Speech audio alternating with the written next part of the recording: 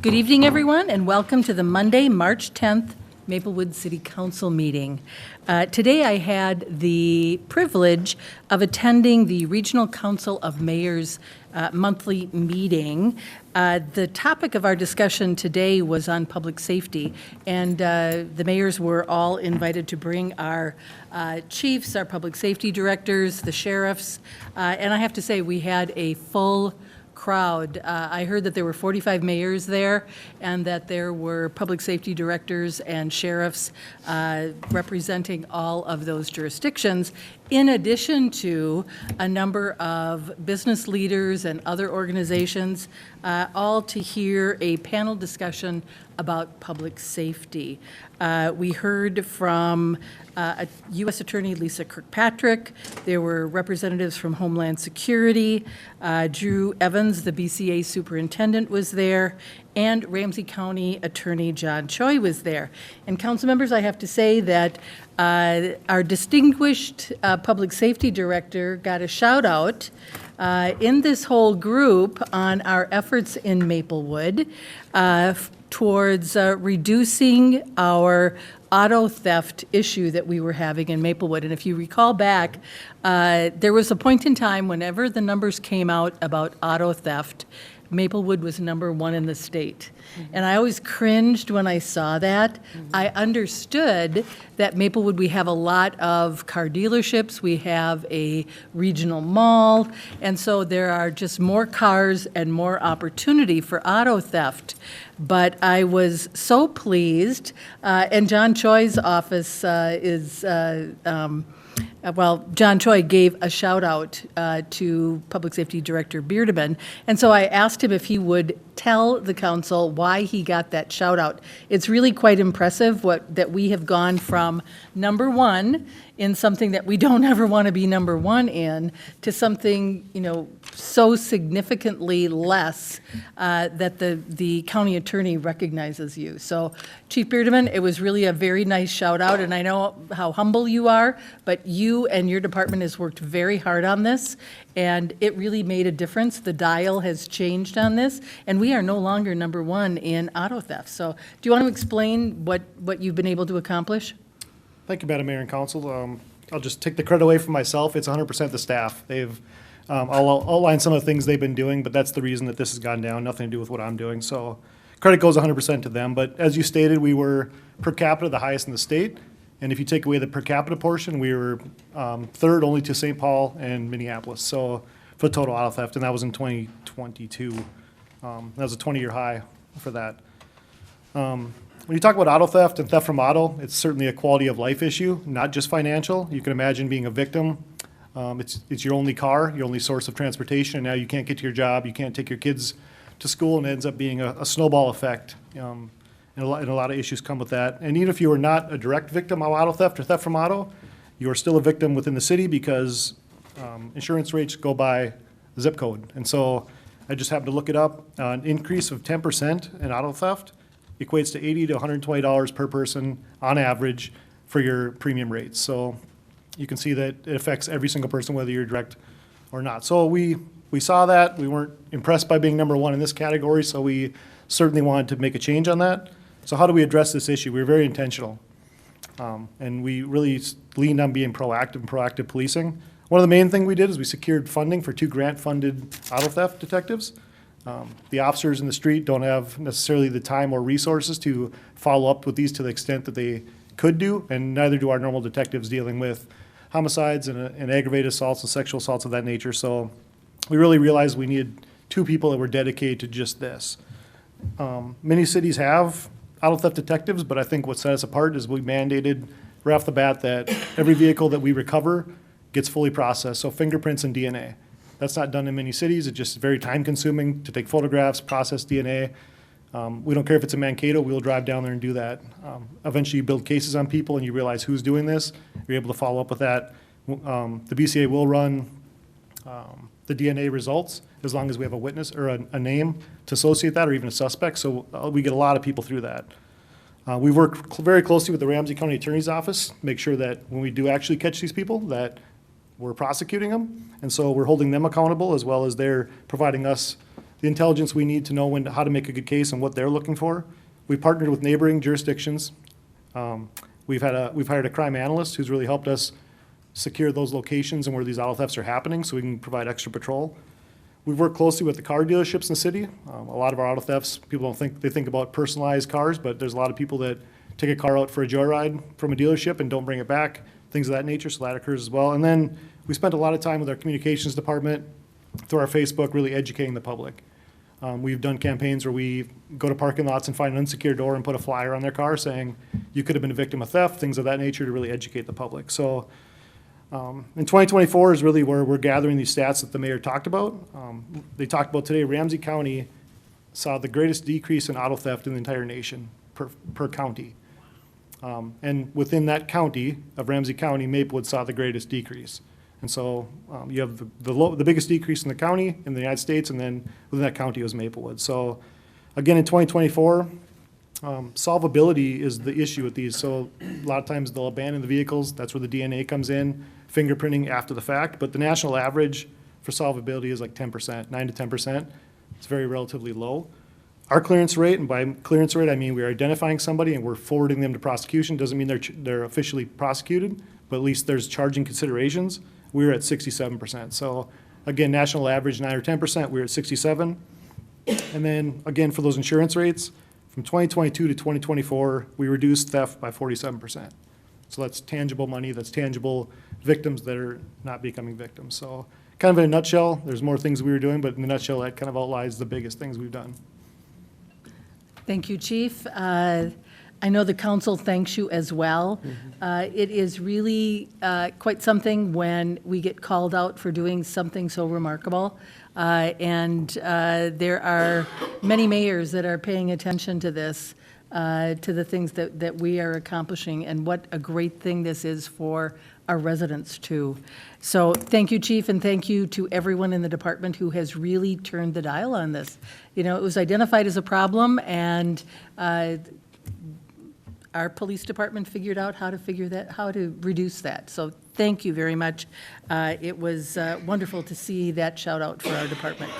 So council members, let us start with the Pledge of Allegiance, shall we?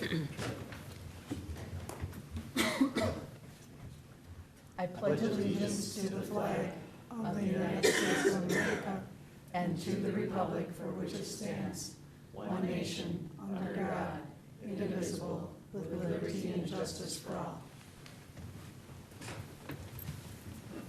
City Clerk Sint, would you do the roll call for us, please?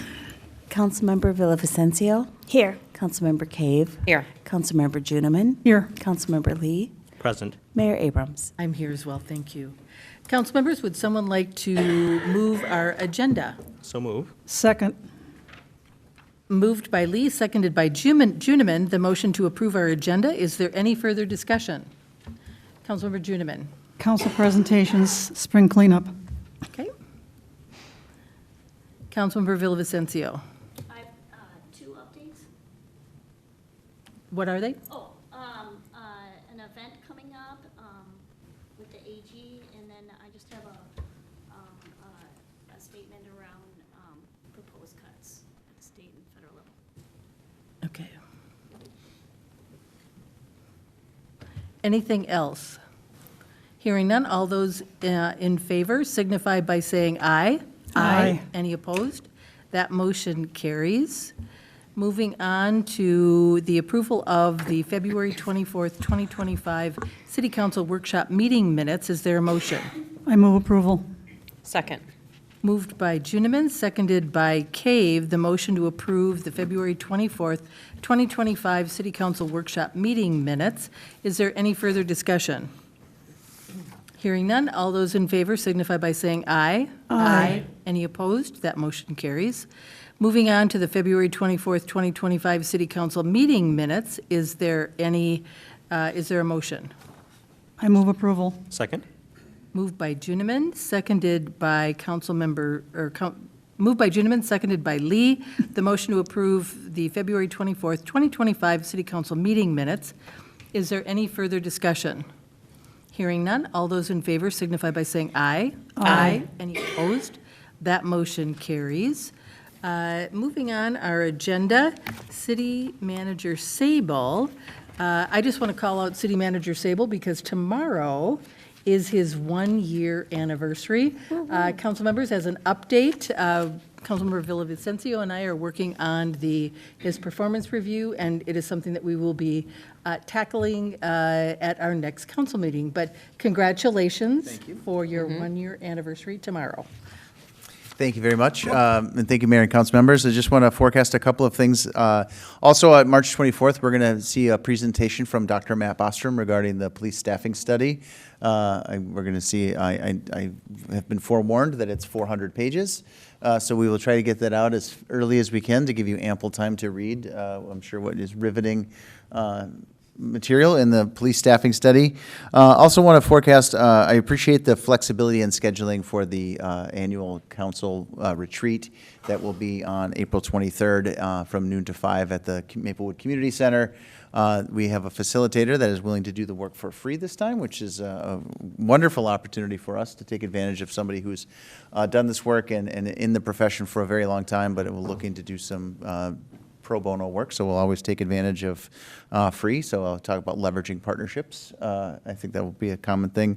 And then I'll put a forecast out there. We're gonna, Steve Love is gonna do an emerald ash borer tree update at the meeting on April 28th. Been a very productive season again with tree removal, and so we'll update both on terms of how we're managing that, but also then an update on how the program has gone for people to provide some services. And then we also have a special guest in the audience. I'll invite him up to the lectern if he wants to come up. But Abdullahi Abdallah is with Representative Betty McCollum's office. We are grateful for the partnership from the representative at the national level. And he works out of the St. Paul office and has been gracious enough to come by and give us a few words. So, and we'll get him all mic'd up and welcome. All right, thank you so much, Mike. Congratulations on 1 year. On behalf of Congresswoman Betty McCollum, thank you for allowing me to address the Maplewood City Council today. I'd like to briefly introduce myself. My name is Abdullahi Abdullah. I work in the Congresswoman's office in outreach capacity. My business card is included in this folder of information, so please do not hesitate to reach out. Also in this folder, you'll find the office's constituent service guides and a list of constituent casework service issue areas. Today, I'd like to discuss community project funding, also known as CPFs. Each year, members of the United States House and Senate can sponsor a limited number of one-time funding requests for local community projects that do not easily fit within existing grant programs or appropriation requests. Unlike a regular federal grant application, which are submitted to the federal agencies, cities submit a project proposal directly to their federal legislators.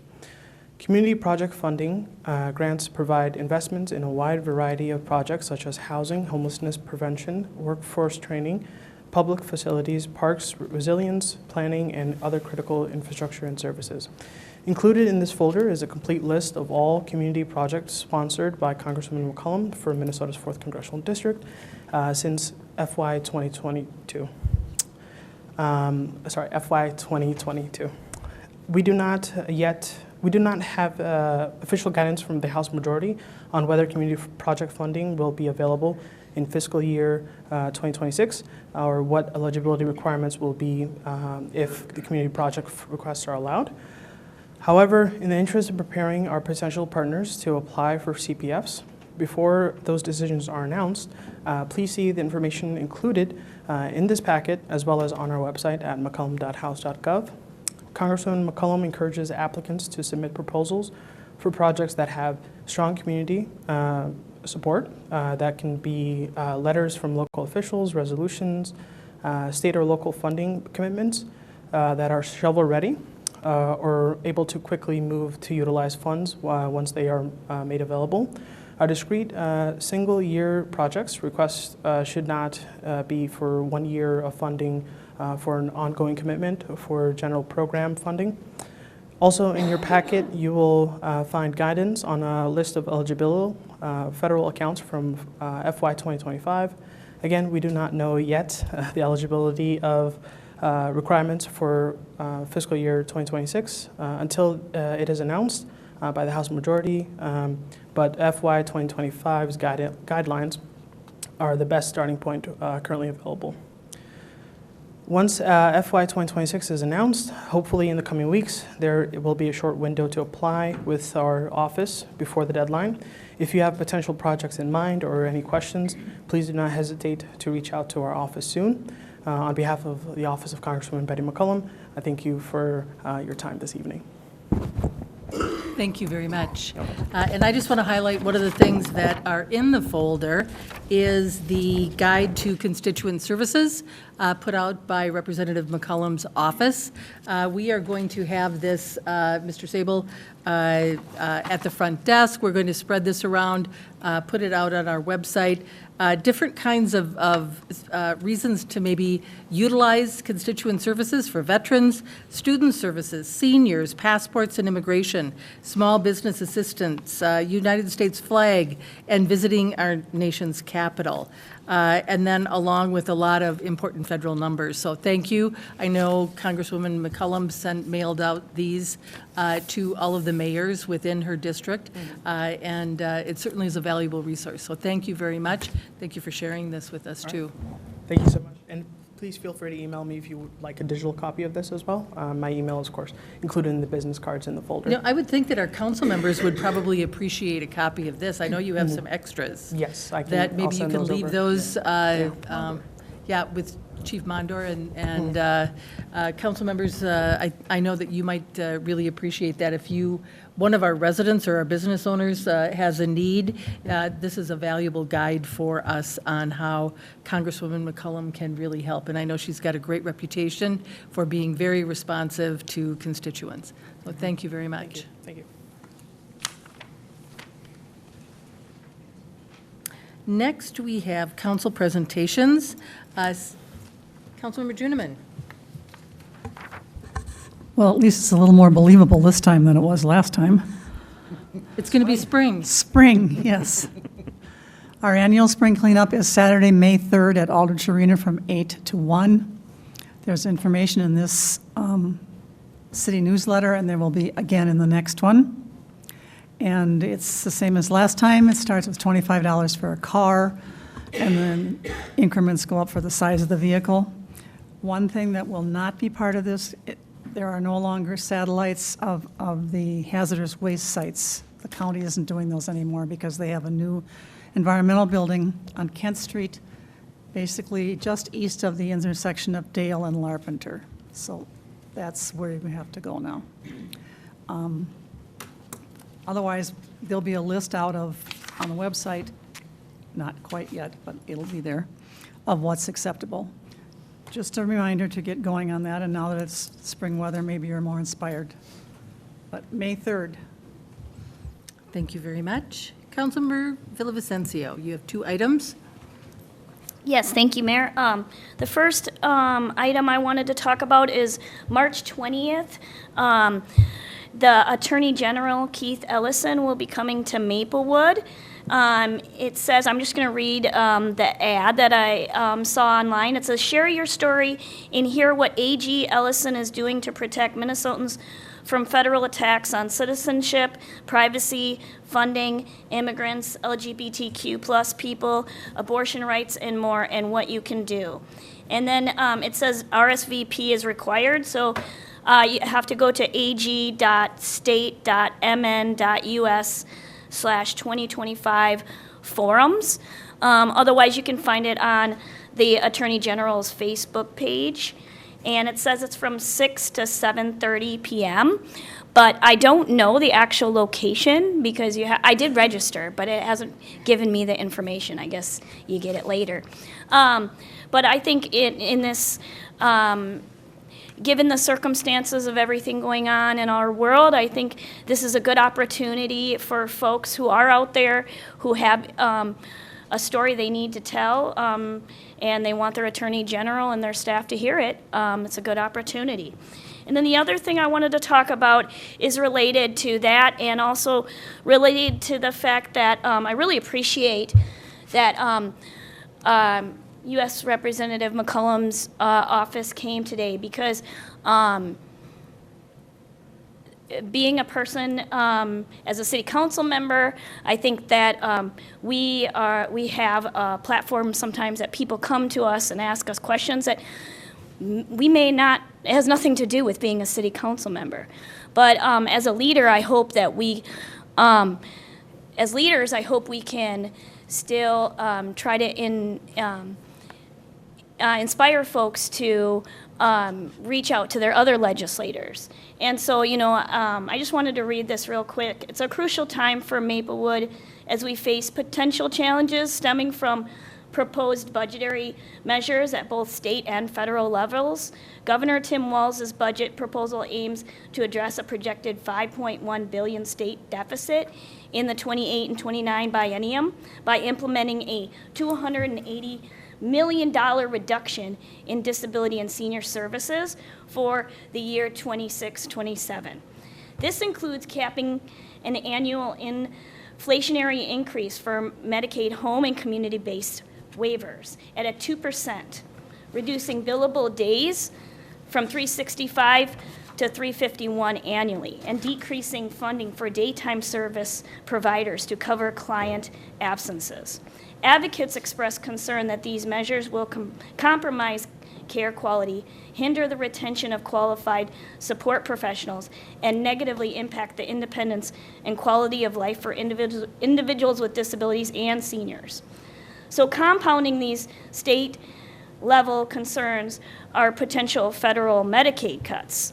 The U.S. House of Representatives has proposed a budget resolution that includes $880 billion in Medicaid cuts over the next decade, with Minnesota potentially facing a reduction of $1.2 billion to $106 billion in fiscal year 2027 if these cuts are distributed proportionally across the states. Such reductions could strain Minnesota's healthcare system, affecting services for vulnerable populations. Given these challenges, it is imperative for Maplewood to proactively engage with our state and federal legislators to advocate against these detrimental cuts, collaborating with local service providers to ensure continuing of care and strengthening our community support systems to safeguard the well-being of our residents in Maplewood. And, many people would say, well, what does that have to do with Maplewood? But I can look at the fire chief and know that he knows that this means more calls to him. Because when folks can't get the supports and services that they are normally able to get, they're going to call 911.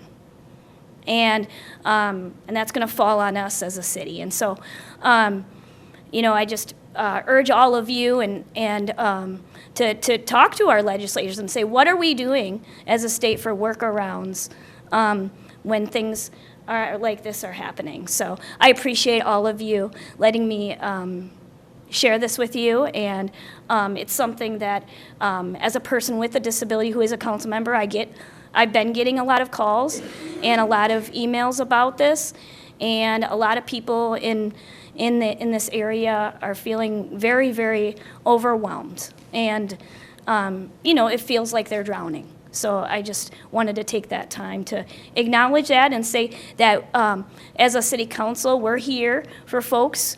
And if there's ways that we can advocate, we will. Thank you. Moving on our agenda, we next go to strategic plan update for the fourth quarter of 2024. And Lois Knutson, our Senior Administrative Manager, is our presenter tonight. Welcome. Thank you. Good evening, Madam Mayor and Council. As she said, I'm Lois Knutson, Senior Administrative Manager. A big part of my job is managing our strategic plan and giving quarterly updates to the Council.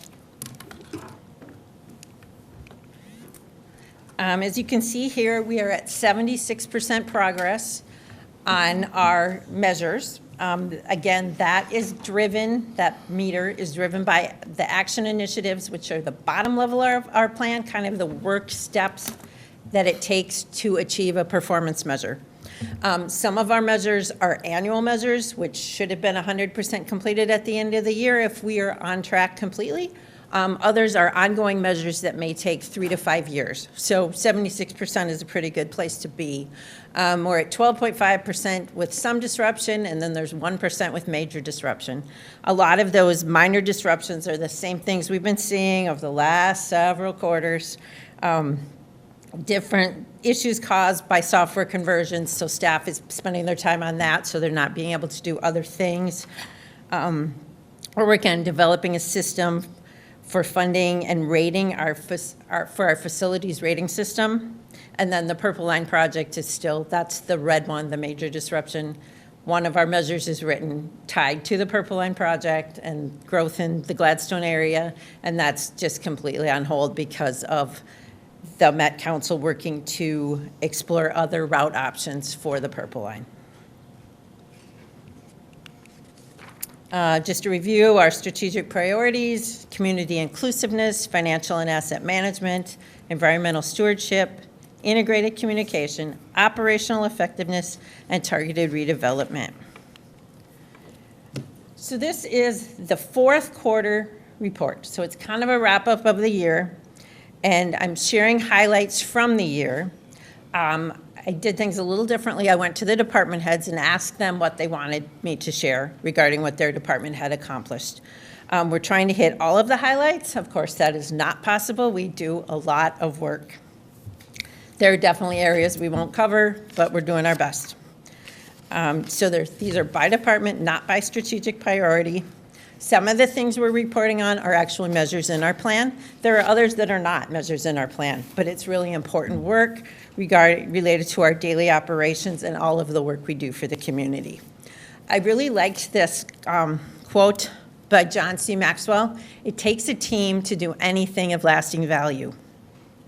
And I think that ties really well with our mission statement, which is to sustainably provide health, safety, and quality of life for all.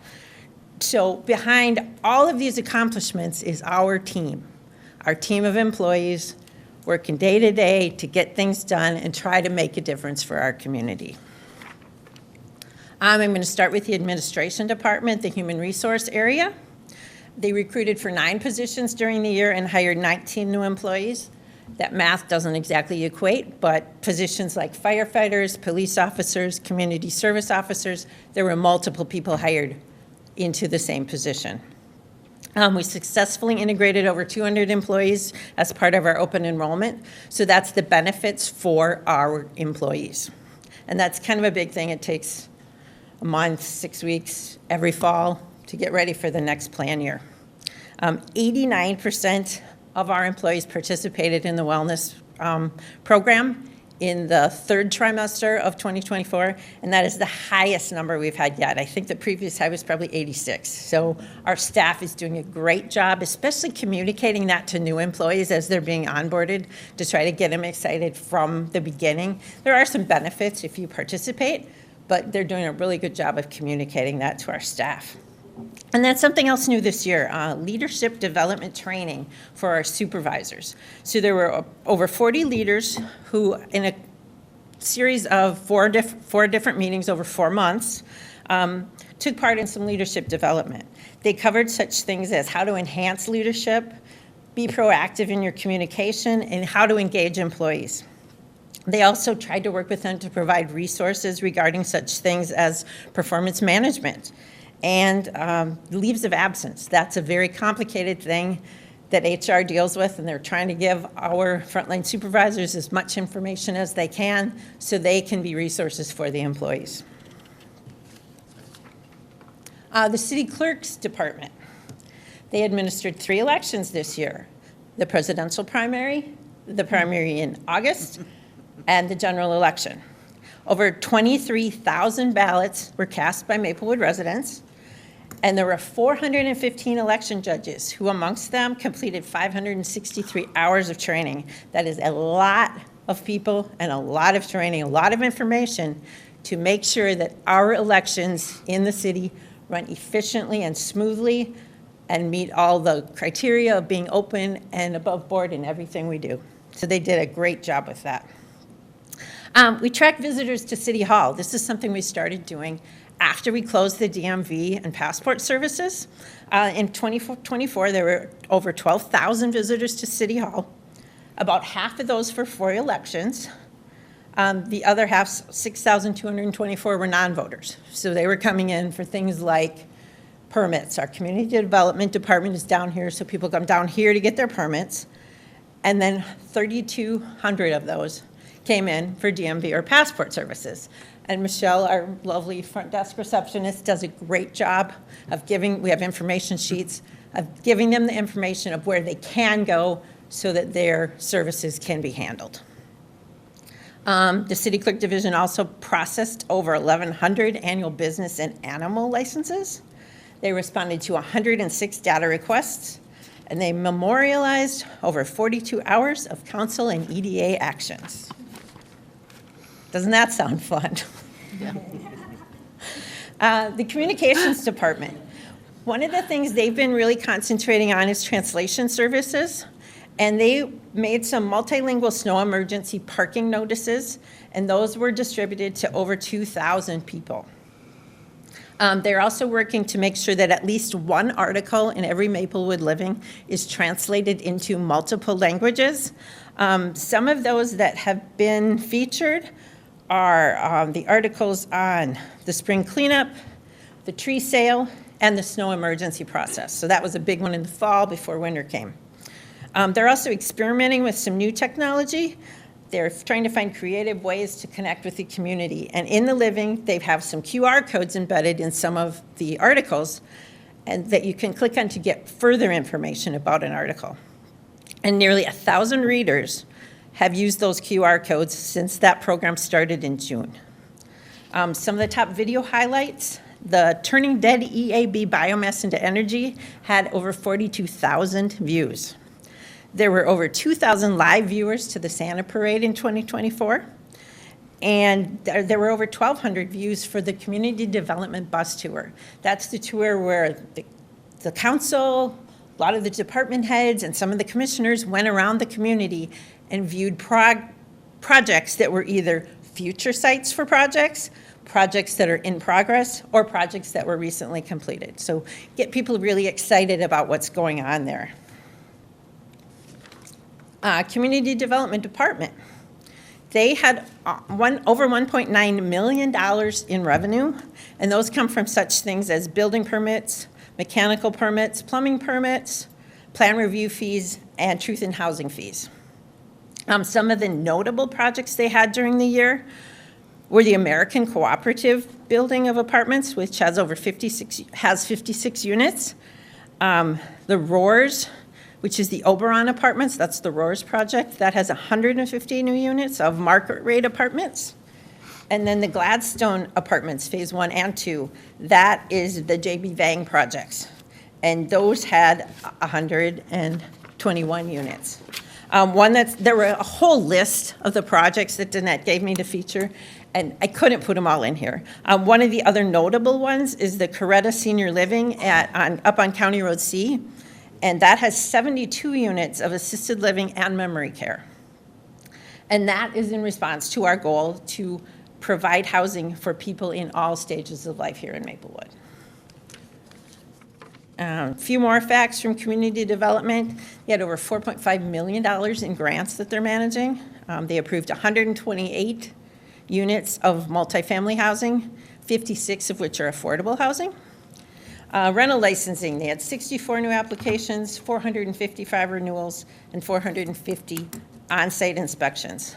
Code enforcement had 229 reported and investigated complaints. Now, I was talking to our code enforcement officer this afternoon, and I said, is that all of them? And he said, no, that doesn't count the ones that weren't legit, so that we really didn't do anything about it. And then it says 177 actionable complaints. And he said those are the ones that really involve some effort and probably have 5 to 10 contacts from him, whether it's an email, a phone call, a letter, and site visits. So there's a lot of time invested in those code enforcement calls. Community event health inspections, there were 50. Some of the larger events were the Karen Martyrs Day, and our city events, the Touch a Truck, the fireworks event that was held actually in September, and then the flea markets. Finance Department, they did 1,268 credit card statements that they processed. They issued over 2,000 accounts payable checks. They processed over 2,900 invoices, accounts payable invoices. We got a credit card rebate of over $28,000, and they processed 229 W-2s for our staff. And there were 6,220 payroll direct deposit transactions that took place in 2024. So our finance department was very busy. In addition to all that, they went live with our new payroll system mid-year within the ERP system. So their staff has been very busy trying to figure out a new system. Half the year was done in the old system, so things were quite intense. Fire department, you've seen this. I reformatted it a little bit so it would fit on the page, but this was actually part of the public safety presentation that you were given, I believe, at the last meeting. Now, one of the big things on here is that the fire department has a goal to respond to 90% of calls within 8 minutes, and the goal is to respond to 90% within 8 minutes, and they actually did 94% within 8 minutes. So they had that, since the new fire station's been there, that's really been trending up. In addition, the fire department hired 5 new firefighters. 3 were new positions that had been added. 2 were replacements for people who had either moved on or retired. And then the cadet program. 1 cadet was actually recently promoted to a firefighter. So that program is doing what we want it to do. They launched the Community Connect platform. There were 260 resident registrations. They did 50 fire safety equipment installations and 30 home safety inspections. They hosted over 100 community events totaling 1,300 hours, which averages out to 33 hours per fire department employee. They also got a new ladder truck. Information technology. They did over 2,400 help desk tickets. Their goal is to respond to 92% of them in a timely manner, which they did. They migrated all PCs to new endpoint security platforms. I don't really know what that entails, but I think it has more to do with the authentication and making sure that we're all really who we are, who say we are when we log on. And then they also work to refresh the police body-worn camera hardware. One other thing they're doing is they're leveraging features of our productivity suite of applications. Our suite of applications is Office 365. So what they're trying to do is things like, instead of using SurveyMonkey, use Forms, which is part of Office 365. Instead of using Zoom for your remote meetings, use Teams, which is part of Office 365. We're trying to avoid duplication of products that we have. Maplewood Police Department, the yearly statistics. Not much to say after what Brian said earlier, but they had over 37,000 calls for service. And as he said, the crime stats are trending downward in almost all areas, which we track them all individually within the Invisio report that you see, and it just looks great. Additional information from the police department. They hired 11 new employees. 7 were officers, 2 CSOs, 1 crime analyst, and 1 record specialist. They hosted over 100 community events totaling 3,000 hours. Those events targeted many groups within our community, such as senior citizens, preschool, elementary, middle school, and high school students, adults, families, and our faith communities. One of the major things they did last year with our faith communities was to meet with them and discuss emergency management planning. If there were to be some sort of major emergency event in our community, how could our faith community help us out? And many of the churches and synagogues and things stepped forward, and there is now a list put together of contact people, what kind of services they could provide, so that in the event of an emergency, we do have some resources to rely on. Those taking part in those faith community meetings include people from our Hmong churches, the monastery, the Pentecostal church, and many other different faiths. Public Works Department. They had 513 tree removals and planted 738 trees. The other new thing this year was the tree loan program. where they had 23 residents who have opted into the program. Of those, 16 have submitted all their paperwork, and 7 are waiting either for a tree to be removed or for more paperwork to be done. Everyone who was on the waiting list did get the opportunity to be part of the program, and at the April 28th council workshop, staff will be discussing EAB and providing an update on the tree program. Just take a moment here to reflect back on the quote, "It takes a team to do anything of lasting value." I want to thank all the employees for all the work they put into all of these different measures that were accomplished. And I would also like to thank the council to providing the guidance to our staff to put the programs in place and tell us what you want to concentrate on so that we can really do all of that great work. One of the next steps coming up is the council retreat on April 23rd. And at that time, we'll be reviewing some of the council priorities and maybe making some tweaks and changes to that. I will also be meeting with departments to review and modify their performance measures in the coming weeks. And then I would be happy to answer any questions or hear any comments that you have. Amazing report. Absolutely amazing. I mean, I'm speechless when you're able to quantify what it is that the city of Maplewood does for our residents and for our businesses. It is nothing short of amazing. We have a great team here. And yes, council, we as policymakers get to benefit from all of this, but it's the staff that are carrying this out. And this is just a fabulous report. So thank you, thank you, thank you. Please send an email out to staff tomorrow thanking them for this wonderful, for all the work that they've done. And Lois, thank you for collecting all of this and putting it into a way that it's measurable, that we can see what it is that we're doing, and that way we know where we're going. So thank you. This is just amazing. Councilmember Cave. I just want to agree with the mayor 100%, and thank you, Lois, for putting this together. It's so easy to see the steps, how you do it, and thank you again to the staff because, man, I mean, that's huge, how far we've come. So, great numbers.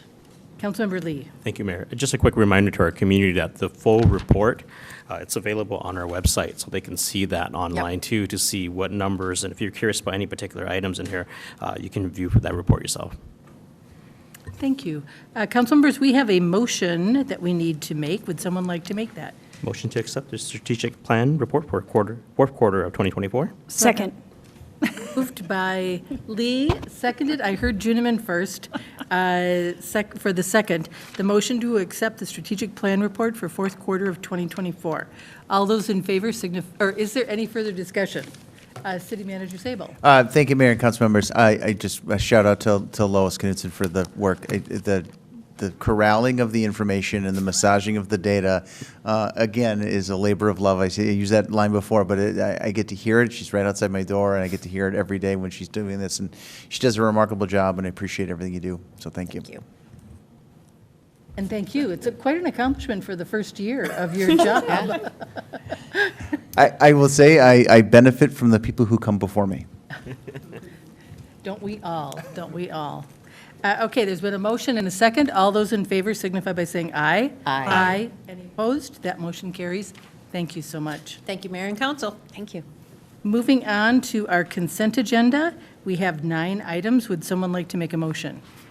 I motion consent agenda items number G1 through 9. Second. Moved by Cave, seconded by Juniman. Consent agenda items G1 through 9. Is there any further discussion?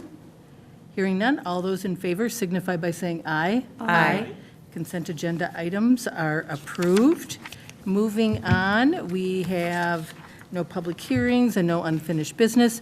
We do have new business tonight, a very exciting local housing trust fund that we just discussed at our workshop and our concurrent EDA meeting. And so, Ms. Parr, this is your topic for tonight. Thank you, Madam Mayor, members of the council. I will look at the overhead, and it'll pop up, and there we go. So tonight, there are three considerations before you. The first is the ordinance establishing a local housing trust fund. The second is that resolution that would authorize publication of the ordinance by title and summary. We need at least 4 votes for that.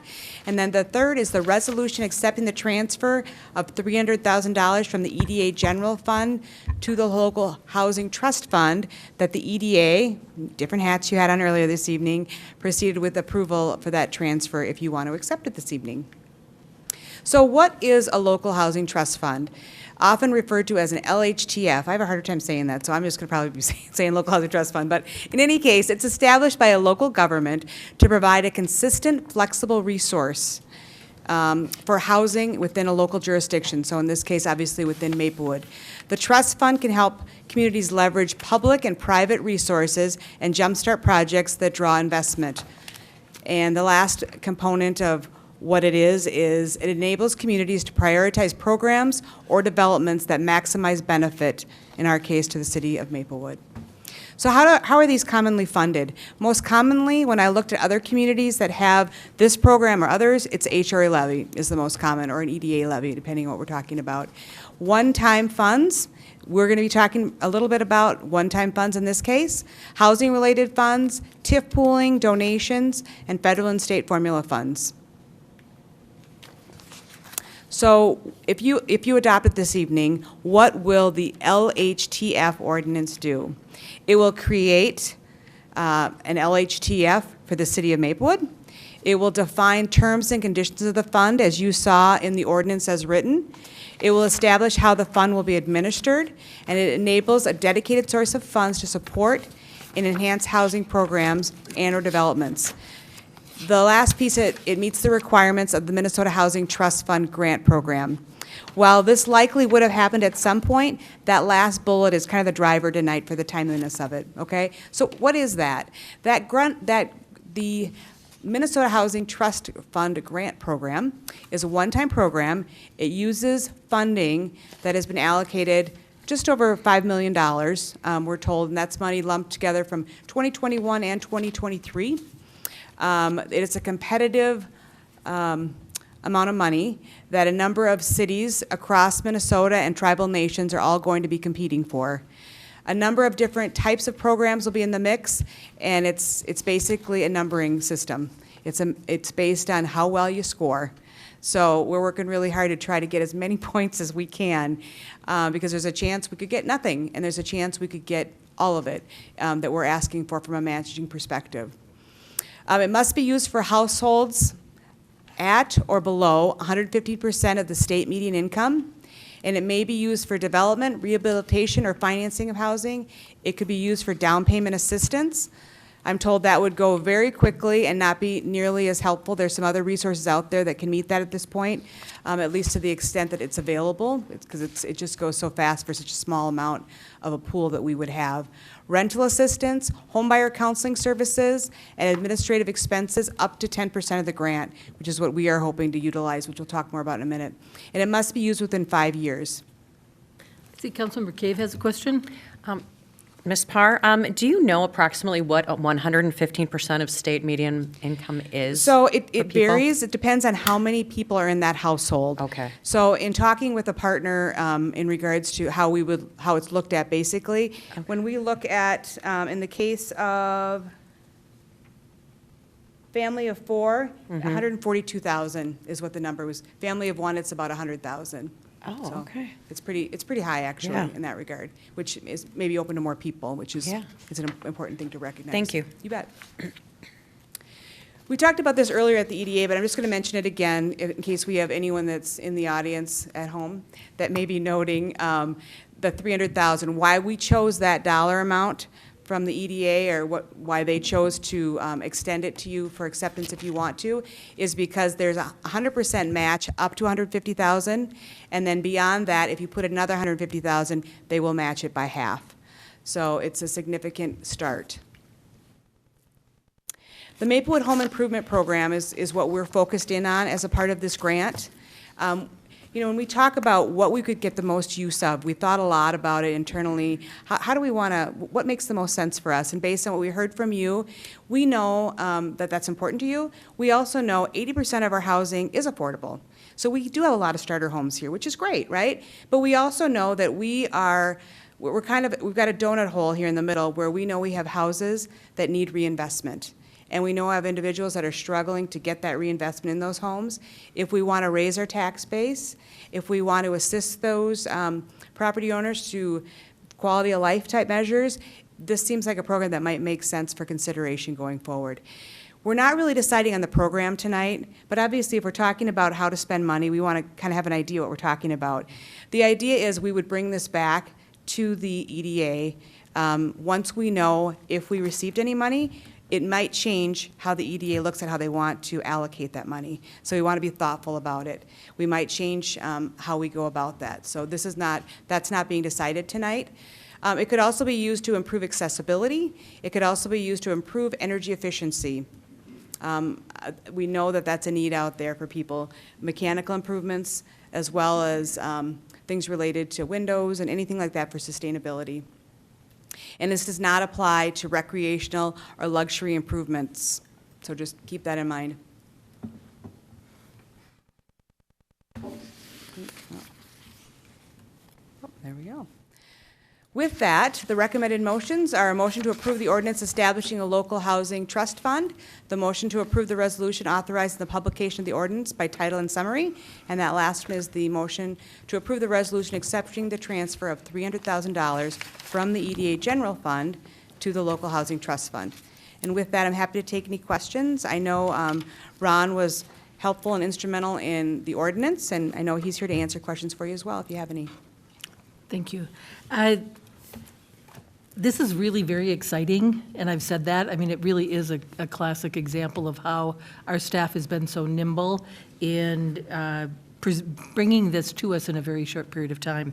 It's something that we've talked about for a long time, and now when we take a vote, hopefully this is going to pass, and this is will be wonderful.